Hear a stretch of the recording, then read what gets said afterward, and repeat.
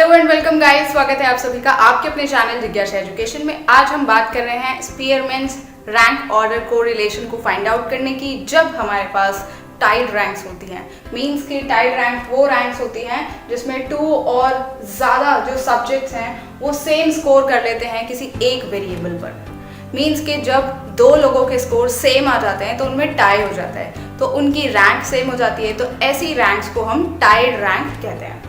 अगर हम बात करें फॉर्मूले की कि जब हमारे पास टाइड रैंक्स होंगी तब हम स्पीयरमैन का रैंक ऑर्डर कोरिलेशन कोफिशिएंट कैसे फाइंड आउट करेंगे, तो उसके लिए आप फॉर्मूला यहाँ देख सकते हैं RS, जिसे हम स्पीयरमैन्स रो कहते हैं, और इसका फॉर्मूला है sigma x y minus sigma x multiplied by sigma y divided by n and complete divided by root sigma x square minus sigma x bracket close square divided by n multiplied by sigma y square minus sigma y square divide by n, और ये complete root है। और जो इसकी value आएगी उसको और इसको फाइंड आउट करने के बाद इसकी फाइंड आउट की गई वैल्यू को इसकी फाइंड आउट की गई वैल्यू से डिवाइड करना है। तो चलिए देख लेते हैं कि यहाँ पर आपने देखा RS is the symbol of Spearman's row, X is the symbol of ranks of variable X, and Y is the symbol of ranks of variable Y, and N is the symbol of number of pairs, means कि हमारे पास कितने participants हैं उनके pairs जो हैं उनको हम यहाँ पर N से शो करते हैं। चलिए इसका एक न्यूमेरिकल एग्जाम्पल देख लेते हैं और ट्राई करते हैं स्पीयरमैन रैंक ऑर्डर कोरिलेशन का कोफिशिएंट फाइंड आउट करने की जब हमारे पास टाइड रैंक्स हैं। जैसा कि आप यहाँ देख रहे हैं कि आपको एक डेटा प्रोवाइड किया गया है जिसमें सब्जेक्ट्स आपके पास 10 हैं और उनका स्कोर है जो आपको यहाँ x और y के फॉर्म में दिया गया है, लेकिन आपको ये डेटा रैंक करके नहीं दिया गया है, तो रैंक हमें खुद करनी होगी। तो चलिए देखते हैं कि कैसे डेटा को रैंक करते हैं। तो सबसे पहले आपको ढूंढना है कि इसमें सबसे कम जो मार्क्स हैं वो किसके आए हैं। तो आप यहाँ देखेंगे सबसे कम है 5, जिसको यहाँ 1 रैंक मिलेगा, और उससे ज़्यादा है 6, तो इसे 2 रैंक मिलेगा। उससे नेक्स्ट है 7, बट 7 रिपीट हो रहा है, तो आप देखेंगे कि 7 जो है वो 3rd रैंक पर भी आ रहा है और 4 पर भी आ रहा है। तो आपको क्या करना है, उन दोनों रैंक्स को प्लस करना है और डिवाइड कर देना है 2 से। तो आप यहाँ देखेंगे ये होगा 7 डिवाइड बाई 2, और आप इससे कैंसिल करेंगे तो ये होगा 3.5, यानी कि जहाँ जहाँ 7 है वहाँ वहाँ आपको 3.5 लिखना है। तो आप यहाँ पर भी 3.5 लिखेंगे और यहाँ पर भी 3.5 लिखेंगे। अब आप ये सोचेंगे कि नेक्स्ट जो नंबर है उसको क्या रैंक देनी है, तो आपको ध्यान रखना है कि आपने 3rd रैंक भी दे दी है, 4th रैंक भी दे दी है। अब जो नेक्स्ट नंबर है उसे 5th रैंक ही दी जाएगी। तो चलिए देखते हैं 5th रैंक किसको मिलेगी।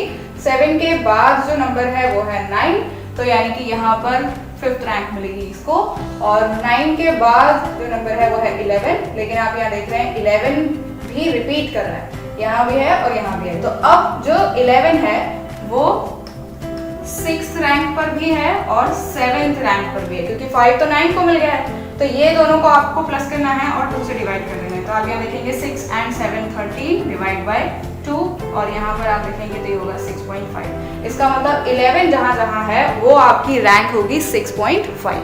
तो आप यहाँ पर 11 को भी 6.5 देंगे और यहाँ पर भी 6.5 देंगे। अब उसके बाद 11 के बाद जो नंबर आता है वो है 14, यानी कि अब आप 6th रैंक भी दे चुके हैं, 7th भी दे चुके हैं, तो 14 को आपको रैंक देनी है 8।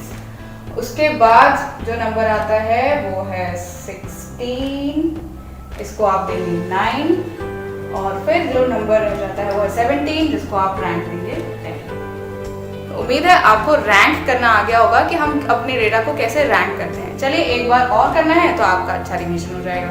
चलिए अब Y डेटा को रैंक कर लेते हैं। तो इसमें आप देखेंगे सबसे पहला जो रैंक मिलेगा, सबसे कम मार्क्स वाले को मिलेगा, तो वो है 7, जिसे 1st रैंक मिलेगा, और 2nd जो रैंक मिलेगा वो होगा 8, लेकिन 8 रिपीटेड है, तो यानी 8 जो है वो 2nd प्लेस पर भी है और 3rd पर भी है। आपको उनको दोनों को प्लस करना है, प्लस करके उसे 2 से डिवाइड कर देना है। तो यहाँ पर 5 डिवाइडेड बाई 2 हो जाएगा और आंसर होगा 2.5।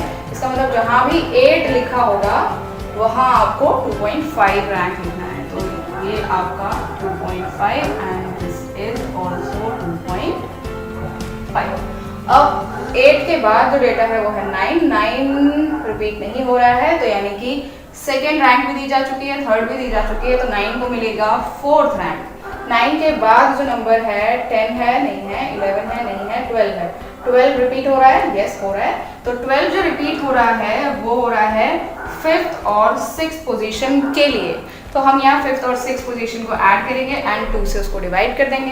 तो आप यहाँ पर देखेंगे दोनों का सम होगा 11 and divide bye 2, it means 5.5। अब यहाँ पर 12 जहाँ पर भी है उसको 5.5 रैंक दिया जाएगा, तो 12 एंड 5.5। उसके बाद जो नंबर है उसमें होगा आपका, अभी 5 रैंक भी दिया जा चुका है, 6 भी दिया जा चुका है, अब हमें 7 देना है। तो 12 के बाद नंबर है 14, 14 को आप देखेंगे तो एक ही बार आया है, तो यहाँ पर 7th रैंक मिलेगा। और उसके बाद जो नंबर है वो है 15, और 15 भी पूरे उसमें एक ही बार आया है, तो इट मीन्स 15 को जो रैंक मिलेगा वो होगा 8th।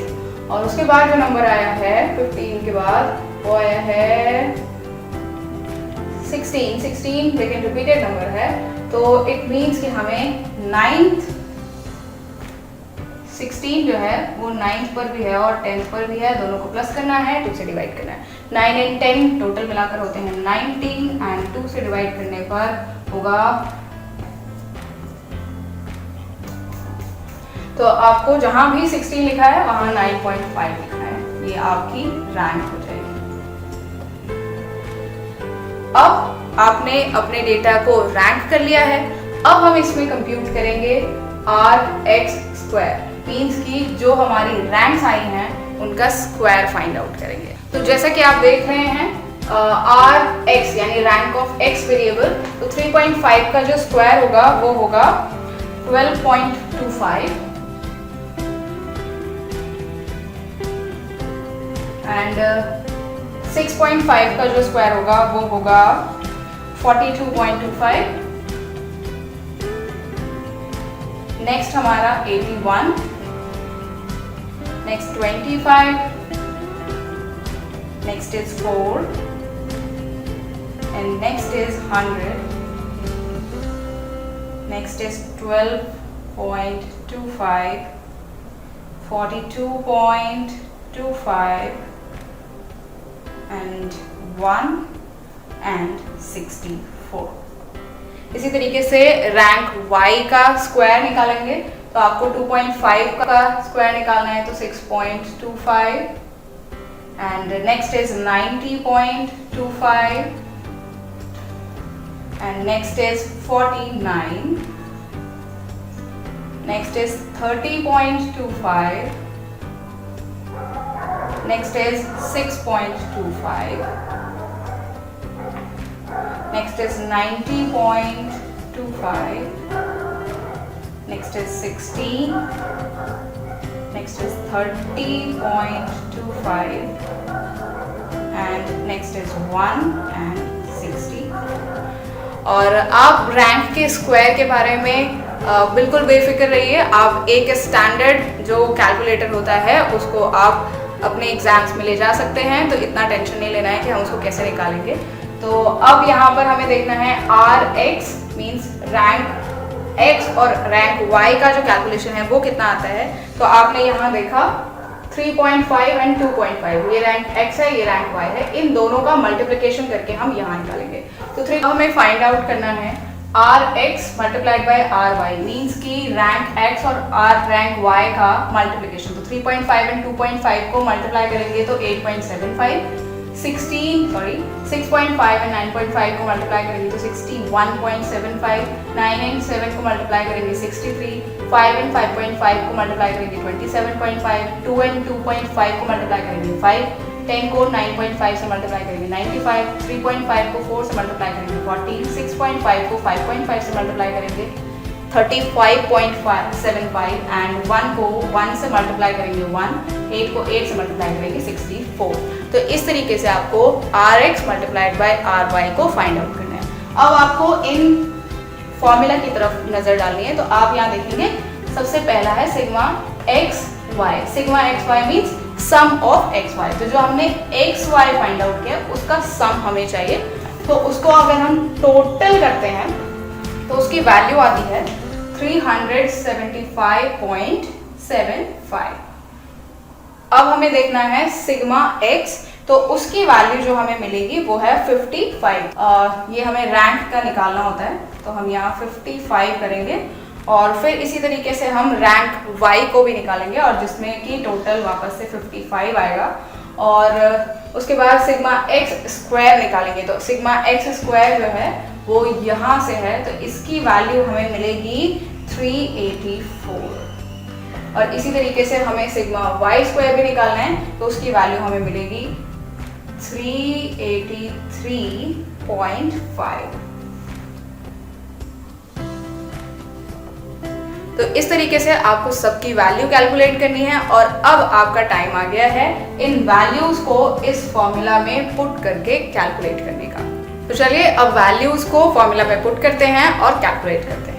अब यहाँ पर R S is equals to देखेंगे सिग्मा एक्स वाई की वैल्यू है 375.75 माइनस सिग्मा एक्स की वैल्यू है 55 मल्टीप्लाइड सिग्मा वाई की वैल्यू भी है 55 एंड डिवाइड बाय एन की वैल्यू है 10। अब आपको कंप्लीट डिवाइड का साइन लगाना है, फिर रूट का भी साइन लगाना है। फिर आप यहाँ देखेंगे सिग्मा एक्स स्क्वायर की वैल्यू है 384 माइनस यहाँ पर देखेंगे सिग्मा एक्स का स्क्वायर, तो सिग्मा एक्स की वैल्यू तो 55 है, तो आप यहाँ 55 का स्क्वायर करेंगे। आप यहाँ कंफ्यूज मत होइएगा, सिग्मा एक्स स्क्वायर जो है वो ये वाली वैल्यू है और sigma x bracket close square जो है वो ये वाली वैल्यू। तो इसके लिए आपको बहुत ध्यान रखना है और फिर आप इसे डिवाइड करेंगे 10 से ब्रैकेट क्लोज। फिर आप यहाँ पर वैल्यूज लिखेंगे सिग्मा वाई स्क्वायर का है 383.5 माइनस सिग्मा वाई का होल स्क्वायर यानी 55 का होल स्क्वायर डिवाइड बाय 10 और आप यहाँ पर भी इसको क्लोज कर देंगे। जब आप ये कर लेंगे तब आपको यहाँ पर देखना है कि ये वैल्यू आपकी सेम आ जाएगी 375.75 माइनस इन दोनों का अगर आप करेंगे तो 3025 मिलेगा और डिवाइड करेंगे आप 10। अब यहाँ पर लिखेंगे तो आपको ये रूट नहीं भूलना है, ध्यान रखना है इसका। तब आप यहाँ पाएंगे कि 384 minus 3025 divide by 10 is bracket close and 383.5 minus 3025 divide by 10 bracket close. अब आपको यहाँ देखना है, इससे इसको मीन्स 0 को हटाएंगे डेसिमल लग जाएगा, 0 को हटाएंगे डेसिमल लग जाएगा, 0 को हटाएंगे डेसिमल लग जाएगा। अब आपको सिंपली इसका नेक्स्ट स्टेप मैं यहाँ कर रही हूँ, R S is equals to 375.75 minus 302.5 just because कि 10 तो यहाँ से खत्म हो गया। अब यहाँ पर कंप्लीट डिवाइड का साइन बचता है, ये रूट है अभी हमारे पास, इसका ध्यान रखना है बहुत। तो यहाँ आप देखेंगे 384 माइनस 302.5 ब्रैकेट क्लोज और फिर यहाँ पर आप लिखेंगे 383.5 माइनस 302.5 ब्रैकेट क्लोज। अब आपको करना है नेक्स्ट स्टेप, तो R S is equals to इसमें इस नंबर में से इसको माइनस करना है, तो इस नंबर से इसको माइनस करने पर जो आंसर आता है वो है 73.25। यहाँ आपको ये नंबर रखना है और अब आपको इस नंबर में से इसको माइनस करना है, तो आपको यहाँ पर मिलेगा 81.5 मल्टीप्लाइड बाय इससे इसको माइनस करेंगे तो यहाँ मिलेगा 81। अब आपको करना है नेक्स्ट स्टेप, ये तो चेंज नहीं होगा अभी, इसका कोई कैलकुलेशन भी नहीं हो रहा है, तो ये यही रहेगा। अब इन दोनों को मल्टीप्लाई करेंगे तो इसकी वैल्यू आएगी आपके पास 6601.5। अब आपको ध्यान रखना है कि ये रूट में है वैल्यू, तो अब आपको इसका रूट फाइंड आउट करना है। तो जब आप देखेंगे यहाँ पर इसका रूट फाइंड आउट करेंगे तो इसका रूट आएगा आपके पास 81.24। अब सिंपली आपको इस नंबर से इस नंबर को डिवाइड कर देना है, इस नंबर से इस नंबर को डिवाइड करने पर जो आंसर आता है वो है 0.902। तो ये आपका रो का वैल्यू आ गया। मीन्स कि स्पीयरमैन के अकॉर्डिंग रैंक ऑर्डर जो कोरिलेशन कोफिशिएंट होता है वो आपने जो पूरा कैलकुलेट किया तो आपके पास आंसर मिला ये। अब आपको यहाँ पर दो चीज़ें अपने आप को समझानी है और अपने आंसर में लिखनी है। वो है कि क्योंकि यहाँ पर साइन पॉजिटिव है, इसका मतलब ये है कि इन दोनों वेरिएबल्स के बीच में जो रिलेशन है वो भी पॉजिटिव है। दूसरी बात ये है कि ये 1 के बहुत नियर है, इसका मतलब ये है कि इन दोनों के बीच में जो स्ट्रेंथ है वो बहुत ज़्यादा हाईली इंक्रीज करेगी। उम्मीद है आपको जो स्पीयरमैन का रैंक कोरिलेशन है विद टाइड रैंक्स वो बहुत अच्छे से क्लियर हो गया होगा। और मिलते हैं नेक्स्ट वीडियो में, तब तक के लिए बाय बाय।